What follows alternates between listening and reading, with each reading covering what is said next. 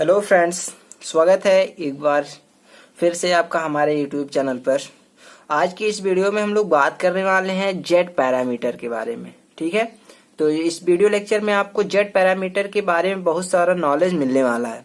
तो वीडियो को लास्ट तक देखिएगा, आपको बहुत अच्छे तरीके से समझ में आएगा कि जेट पैरामीटर्स कौन कौन से होते हैं, इसका फार्मूला क्या होता है और इसका इक्विवेलेंट सर्किट क्या होता है। ये सब आपको बहुत अच्छे तरीके से समझ में आएगा।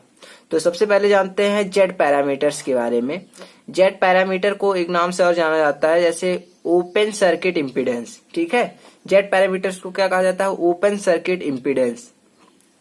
तो यहां से एक फिगर से हम लोग समझते हैं जेट पैरामीटर्स को। मान लेते हैं एक 2 पोर्ट नेटवर्क है, यह इसका आउटपुट पोर्ट है, यह इसका इनपुट पोर्ट है। ठीक है, जो इनपुट पोर्ट है वहां का जो वोल्टेज है V1 है, जो आउटपुट पोर्ट है वहां का जो वोल्टेज है V2 है, और जो इनपुट पोर्ट है उसका जो करंट है, जो करंट फ्लो हो रहा है इनपुट पोर्ट में, वो I1 है, और जो आउटपुट में करंट फ्लो हो रहा है वो I2 है।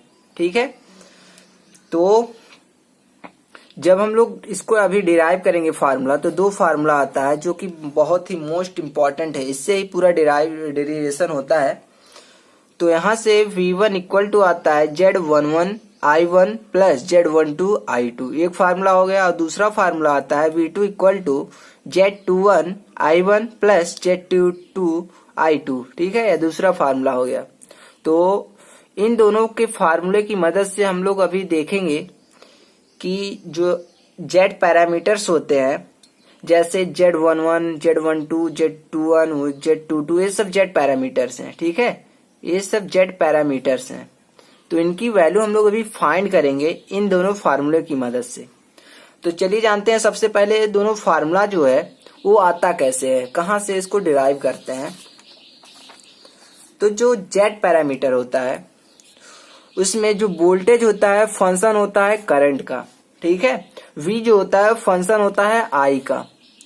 इससे क्या होता है कि जब हम लोग V इक्वल टू करते हैं, ठीक है, बड़े को ब्रैकेट में V इक्वल टू, तो यहाँ को जब फंक्शन हम लोग हटाएंगे तो Z हो जाएगा, और यही बड़े कोष्टक में I भी हो जाएगा। ठीक है, इंटू I हो जाएगा।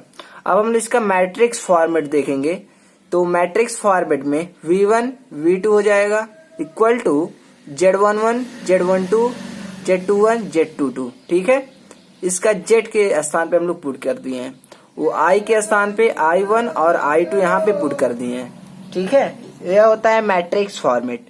अब इसको हम लोग जब इस मैट्रिक्स को सॉल्व करेंगे तो क्या होगा,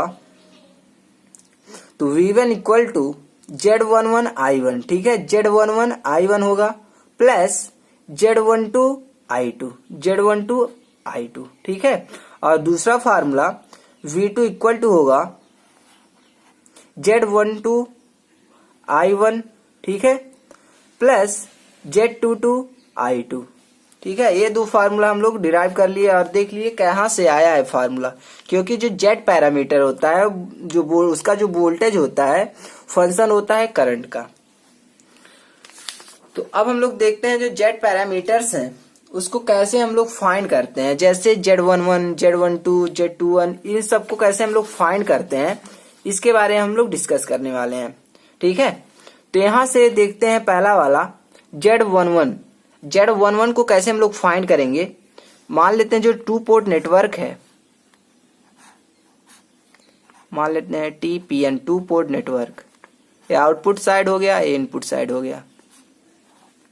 यहां से क्या होगा, इसमें जो करंट फ्लो होगा I1 होगा, इससे जो करंट फ्लो होगा I2 होगा, यहाँ का जो वोल्टेज होगा V2 होगा, और यहाँ का जो वोल्टेज होगा V1 होगा।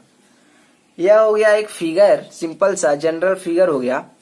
तो फॉर Z11 के लिए क्या करते हैं कि जो I2 है, ठीक है, जो आउटपुट पे जो करंट है, आउटपुट पोर्ट पे जो करंट है उसको हम लोग 0 कर देते हैं। 0 करने का मतलब है कि जो पोर्ट 2 है, यहाँ पे जो पोर्ट 2 है इसको हम लोग ओपन कर देते हैं। ओपन करने से क्या होगा कि जो I2 होगा वो 0 हो जाएगा। ठीक है, तो इसको ओपन रखते हैं, तो ओपन करने से I2 यहां से 0 हो जाएगा। तो 0 हो जाएगा तो इक्वेशन नंबर फर्स्ट से, जो इक्वेशन हम लोग फर्स्ट अभी देखे हैं, उससे क्या होगा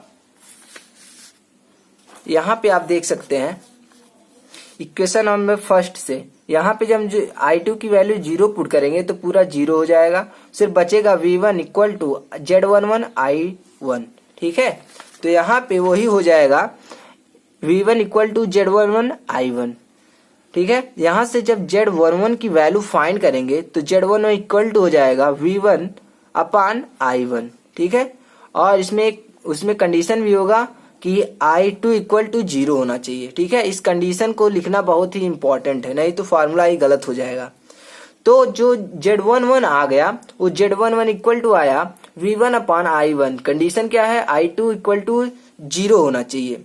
ठीक है, और यहाँ पे इस कंडीशन में जो Z11 होगा वो इनपुट इम्पीडेंस होगा। ठीक है, इनपुट इम्पीडेंस, और इसका जो यूनिट होगा वो ओम होगा। Z11 है जो इसका यूनिट होगा वो ओम होगा।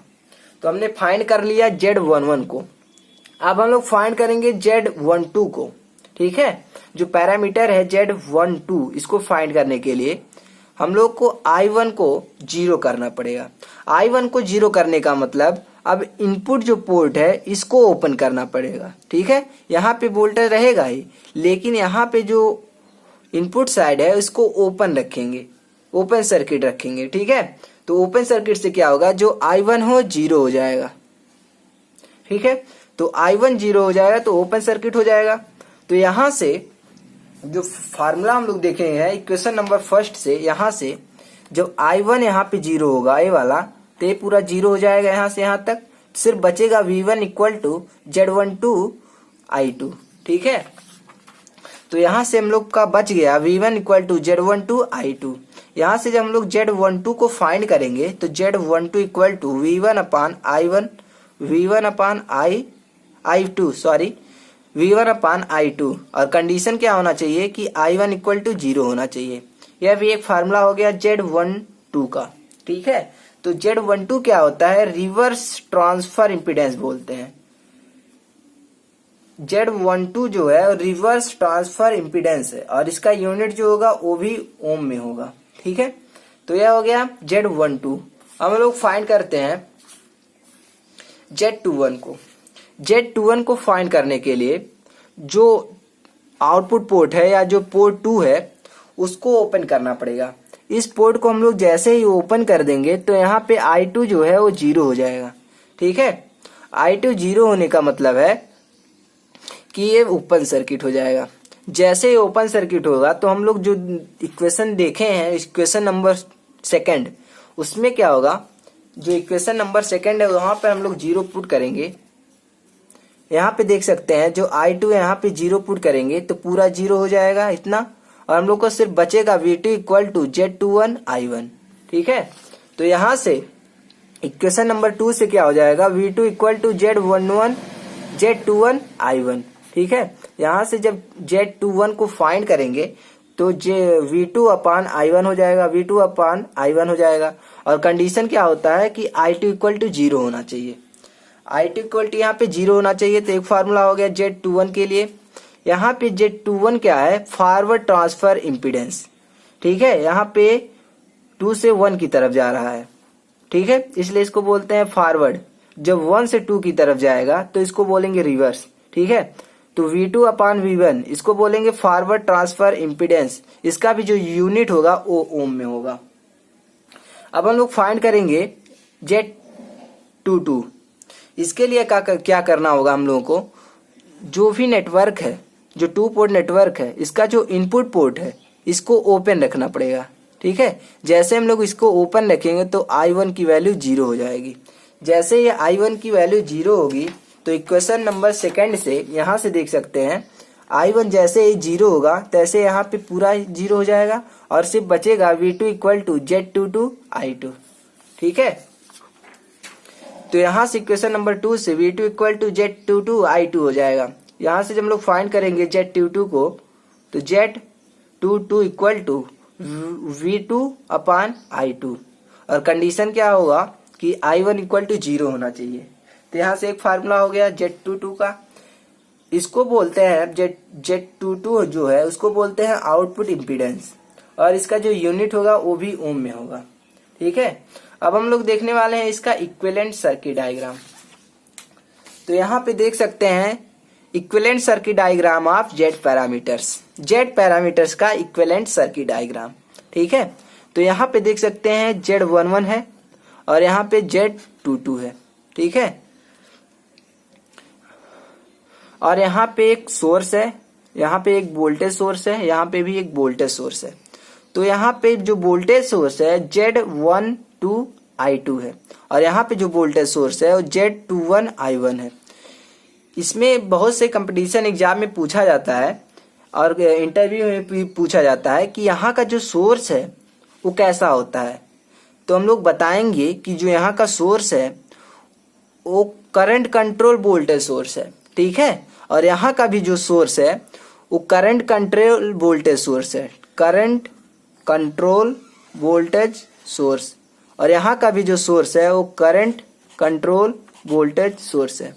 ठीक है, तो ये वाला पार्ट इसमें पूछा जाता है कि जो इसमें सोर्स है वो कौन सा सोर्स है, डिपेंडेंट है, करंट डिपेंडेंट है कि करंट कंट्रोल है कि वोल्टेज कंट्रोल है। तो यहाँ पे कहेंगे हम लोग कि Z12I2 जो है पहला वाला जो सोर्स है वो करंट कंट्रोल वोल्टेज सोर्स है। ठीक है, करंट कंट्रोल वोल्टेज सोर्स। और यहाँ पे जो दूसरा वाला है वो भी करंट कंट्रोल वोल्टेज सोर्स है। ठीक है, तो ये हो गया आपका इक्विवेलेंट सर्किट डायग्राम। तो आई होप यह वीडियो लेक्चर आपको अच्छे से समझ में आया होगा। वीडियो समझ में आया होगा तो वीडियो को लाइक कीजिएगा, हमारे चैनल पर नए होंगे तो चैनल को सब्सक्राइब कर लीजिएगा, क्योंकि इसी तरह का वीडियो लेक्चर आगे भी आता रहेगा। और हमारा कोशिश यही रहता है कि आपको नॉलेज के साथ साथ कुछ ऐसा बताया जाए ताकि आप एग्जाम में अच्छे नंबर भी गेन कर सकें। तो thanks for watching this video, thank you so much, मिलते हैं अगले वीडियो में।